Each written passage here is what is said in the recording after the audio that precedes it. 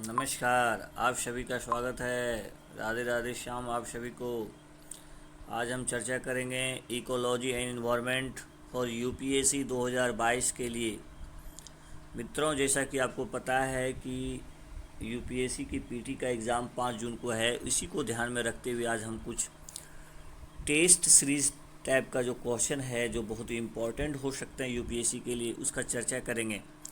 तो पहला ecology environment का क्वेश्चन देखते हैं। क्वेश्चन है कि निम्नलिखित कथनों पर विचार कीजिए। पहला है, महासागर के गर्म होने से उष्णकटिबंधीय चक्रवाती हवाओं और वर्षा की आवृत्ति बढ़ जाती है। बहुत बढ़िया। दूसरा कथन है कि जब वायुमंडल से कार्बन उत्सर्जन को महासागरों द्वारा अवशोषित किया जाता है तो महासागरों की उत्पादकता बढ़ जाती है। मित्रों देखिए, इस टाइप का स्टैंडर्ड क्वेश्चन यूपीएससी में पूछा जाता है। उपरोक्त में से कौन सा कथन सही है? ऑप्शन नंबर ए केवल एक, ऑप्शन नंबर बी केवल दो, ऑप्शन नंबर सी एक और दो दोनों, ऑप्शन नंबर डी न तो एक और न तो दो। मित्रों, इसका उत्तर होगा केवल एक, यानी ऑप्शन नंबर ए। थोड़ा सा इसको समझ लीजिए। देखिए, ग्रीन हाउस गैसों के उत्सर्जन के कारण ग्लोबल वार्मिंग पूर्व औद्योगिक स्तरों की तुलना में 1 डिग्री सेल्सियस से भी अधिक बढ़ गई है। इस बात से व्यापक प्रमाण है कि पारिस्थितिकी तंत्र और मनुष्य के लिए इसके लिए गंभीर परिणाम उत्पन्न हुए। महासागरों और क्रायोस्फीयर पर आईपीसीसी की विशेष रिपोर्ट 2019 में प्रकाशित से पता चलता है कि महासागर पूर्व औद्योगिक युग की तुलना में 0.8 डिग्री गर्म हो गए हैं। ये और अधिक अम्लीय हो गए हैं और महासागर द्वारा कार्बन उत्सर्जन को अवशोषित किए जाने के कारण इनकी उत्पादकता में कमी हो गई है। भैया, यहाँ कहता था कि उत्पादकता बढ़ गई, लेकिन कमी हो जाएगा यदि यदि प्रदूषण बढ़ेंगे तो इसको थोड़ा ध्यान रखिएगा। महासागर के गर्म होने का प्रभाव उष्णकटिबंधीय चक्रवात हवाओं और वर्षा की आवृत्ति में वृद्धि के साथ साथ अत्यधिक लहरों में वृद्धि के रूप में परिलक्षित हुए हैं, जिसके कारण समुद्र के स्तर में वृद्धि हो सकती है। बहुत इंपॉर्टेंट प्रश्न था यूपीएससी के लिए। नेक्स्ट क्वेश्चन देखते हैं। सूर्यताप में भिन्नता पैदा करने वाला कारक है। जो सूर्यताप में जो भिन्नता पाया जाता है, उसके लिए कौन कौन से कारक जिम्मेदार हैं? पहला, वातावरण की पारदर्शिता, दूसरा भूमि का विन्यास, तीसरा दिन की लंबाई। सही उत्तर कूट चुनिए, सही उत्तर कूट चुनिए। ऑप्शन नंबर ए एक और दो, ऑप्शन नंबर बी एक और तीन, ऑप्शन नंबर सी दो और तीन, ऑप्शन नंबर डी एक दो तीन। मित्रों, इसका उत्तर होगा एक दो तीन, यानी वातावरण की पारदर्शिता भी, भूमि का विन्यास भी, दिन की लंबाई भी। ये बहुत इंपॉर्टेंट है, इसको थोड़ा सा देख लीजिए।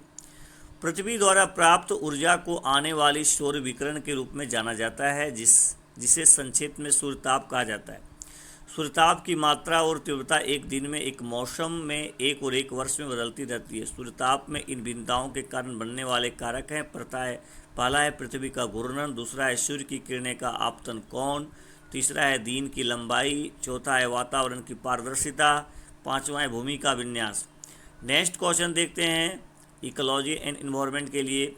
विस्तारित उत्पादक उत्तरदायित्व के संबंध में निम्नलिखित कथनों पर विचार कीजिए। पहला है, भारत ने पहले प्लास्टिक कचरे के प्रबंधन के लिए ईपीआर की शुरुआत की और बाद में इसे इलेक्ट्रॉनिक कचरे तक विस्तृत किया।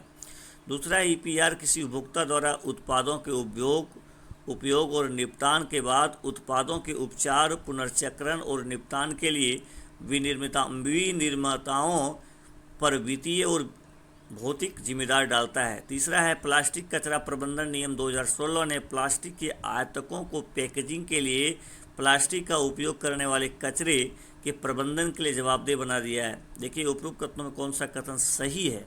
ऑप्शन नंबर ए 1 2, बी केवल दो, ऑप्शन नंबर सी दो और तीन, डी में 1 2 3।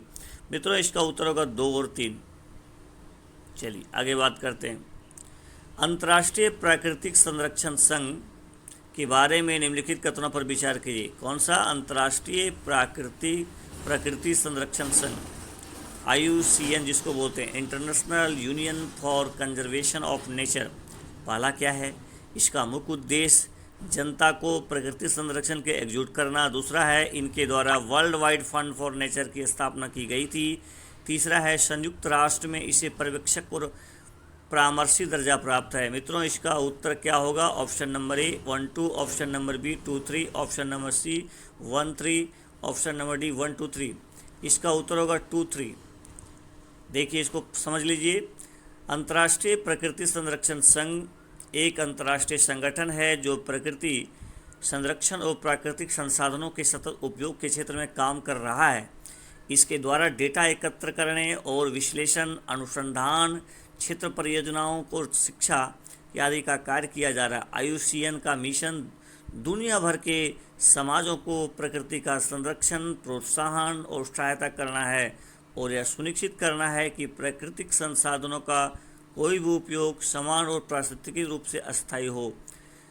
नेक्स्ट है, विगत दशकों में IUCN ने अपने कार्यों में सतत विकास से संबंधित मुद्दों को शामिल किया है। IUCN का उद्देश्य प्रकृति के संरक्षण के समर्थन को जनता में संगठित करना नहीं है। यह सरकारों, व्यापार और अन्य हितधारकों कार्यों के संदर्भ में सूचना और सलाह प्रदान करने का कार्य करता है। संगठन प्रजातियों के संरक्षण की स्थिति का आकलन करने वाली IUCN red list of threatened species के संकलन और प्रकाशन के व्यापक रूप से जाना जाता है। संगठन दुनिया भर में प्रजातियों के संरक्षण की स्थिति का आकलन करने वाली IUCN red list of threatened species को संकलित और प्रकाशित करती है। बहुत इंपॉर्टेंट है। IUCN को संयुक्त राष्ट्र में पर्यवेक्षक को परामर्शी दर्जा प्राप्त है और प्रकृति संरक्षण और जैव विविधता पर कई अंतर्राष्ट्रीय सम्मेलनों के क्रियान्वयन में भूमिका निभाता है। इसके द्वारा world wide fund for nature और वर्ल्ड कंजर्वेशन मॉनिटरिंग सेंटर की स्थापना की गई थी। बहुत इंपॉर्टेंट है। देखिए नेक्स्ट क्वेश्चन देखिए, निम्नलिखित कथनों पर विचार किए। पहला कथन है जलवायु परिवर्तन प्रदर्शन सूचकांक CCPI जलवायु परिवर्तन से निपटान के लिए देशों के प्रयासों को ट्रैक करता है और इसे UNEP द्वारा प्रतिवर्ष प्रकाशित किया जाता है। दूसरा है UNFCCC जुर्माना लगा सकता है अगर कोई देश पेरिस जलवायु समझौते के तहत राष्ट्रीय रूप से निर्धारित योगदान को प्राप्त करने से विफल रहता है। उपयुक्त कथनों में से कौन सा कथन सही नहीं है मित्रों? ऑप्शन नंबर ए केवल एक, ऑप्शन नंबर बी केवल दो, ऑप्शन नंबर सी एक और दो दोनों, ऑप्शन नंबर डी न तो एक न तो दो। मित्रों इसका उत्तर दोनों गलत है, एक और दो दोनों। क्या है थोड़ा इसको देख लीजिए। 2005 से वार्षिक रूप से प्रकाशित जलवायु परिवर्तन से निपटने के लिए जलवायु परिवर्तन प्रदर्शन सूचकांक देशों के प्रयासों को ट्रैक करता है एक स्वतंत्र निगरानी उपकरण के रूप में। इसका उद्देश्य अंतर्राष्ट्रीय जलवायु राजनीति में पारदर्शिता को बढ़ाता है और प्रत्येक देशों के द्वारा किए गए जलवायु संरक्षण प्रयासों की प्रगति की तुलना में सक्षम बनाता है। German watch, new climate institute और क्लाइमेट एक्शन नेटवर्क प्रतिवर्ष सूचकांक प्रकाशित करता है। यदि कोई देश अपने NDC को प्राप्त करने में विफल रहता है तो उस पर कोई जुर्माना नहीं लगाया जा सकता, नहीं लगाया जाता है। तो ये मित्रों ये हो गया।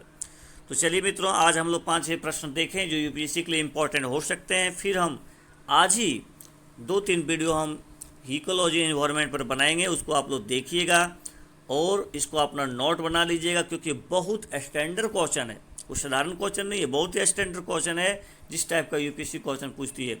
तो एक बार आप मेरे इस चैनल को सब्सक्राइब कीजिए, लाइक कीजिए, शेयर कीजिए, लाइक ज़रूर कीजिएगा और ज़रूर आप मेरी वीडियो को देखिएगा। Thank you very much.